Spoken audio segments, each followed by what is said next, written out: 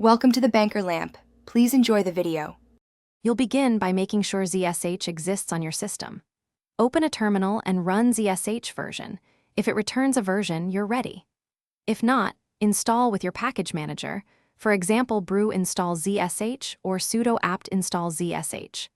Once installed, check the exact executable path with which ZSH or command v ZSH so you can add that path to allowed shells if required. This small verification avoids permission issues later and sets up the next actionable change.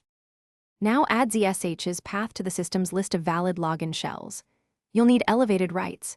Use sudo and open /etc/ shells in a text editor like sudo nano /etc/ shells. Append the exact path you found earlier, for example /usr/bin/zsh or /opt/homebrew/bin/zsh, then save and exit. Once done, cat/etc/ shells to confirm the new line exists. This step ensures CHSH will accept ZSH as a legitimate shell and prevents rejection when you change your default. Finally, change your login shell.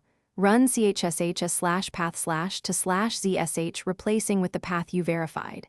You'll see the change on next login or when you open a fresh terminal session, so log out and back in. If CHSH reports an error, make sure the ZSH path is present in /etc/ shells and that the file has correct read permissions. As a fallback, run sudo chsh username s/path/ to /zsh or consult your system admin. This resolves most permission-based failures quickly.